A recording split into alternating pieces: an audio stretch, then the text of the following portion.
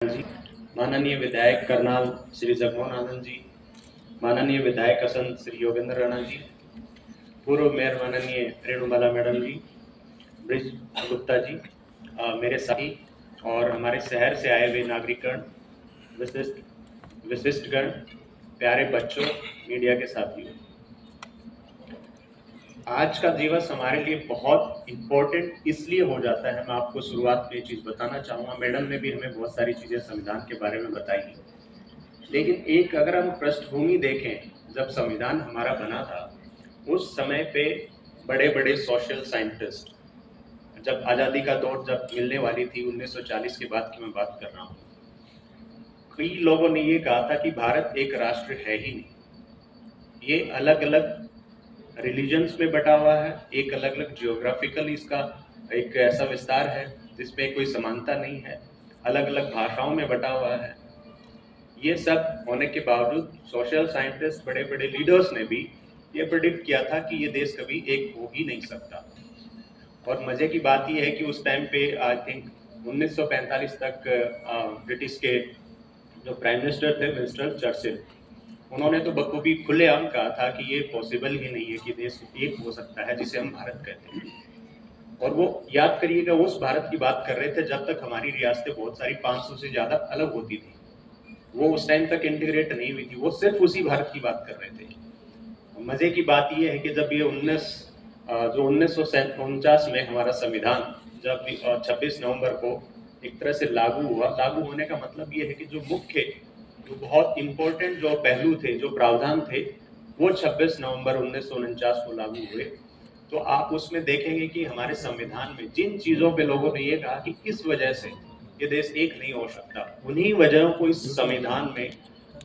Doctor Ambedkar साहब जी ने समावेश किया। लोगों की जो कॉन्स्टिट्यूएंट असेंबली, उनकी मदद से एक एक चीज को बारीकी से देख देख के संविधान को बनाया। इधर से कहीं से देखा कि यहाँ की ये चीज अच्छी, उस चीज का भी समावेश किया, और उसका नतीजा ये हुआ कि जो ब्रिटिश यहाँ पे जो इंडिया छोड़ के गए थे, भारत छोड़ के गए थे, उससे भी काफी बड़ा हमने इंटीग्रेट किया आने वाले 5-6 सालों में। तो ये सिर्फ इसकी बदौलत हुआ है, ये इसकी बदौलत हुआ है कि हमारे जो स्वतंत्रता सेनानी थे, जिन्होंने एक एक चीज को हमारे लिए सिर्फ लड़ाई नहीं लड़ी, सिर्फ लड़ाई अंग्रेजों के खिलाफ नहीं, लड़ाई सिर्फ ये भी लड़ी कि आगे के लिए क्या करना है। तो आज का दिन हमारे लिए इसलिए इम्पोर्टेंट हो जाता है कि जो हमारे संविधान में हमारे जो मूल कर्तव्य हैं, जिसपे कि हम नॉर्मली बात नहीं करते, जो हमारे मूल कर्तव्य हैं,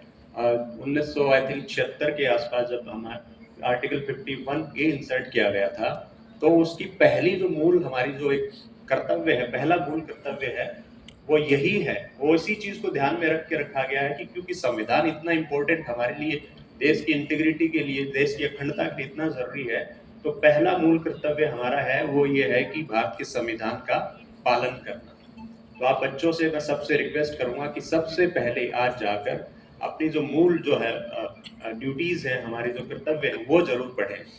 क्योंकि आप जैसे मैडम ने अभी आपको राइट्स के बारे में बताया, फंडामेंटल राइट्स के बारे में बताया, अभिव्यक्ति की आजादी के बारे में बताया,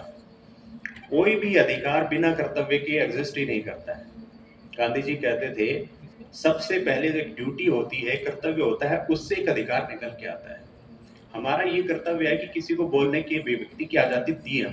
तभी आपका अधिकार बन पाएगा। तो आज आपसे एक सच्चा जो एक श्रद्धांजलि है हमारे इनके रचनाकारों को, संविधान के रचनाकारों को, वो यही रहेगी कि हम इसकी पालना करें, और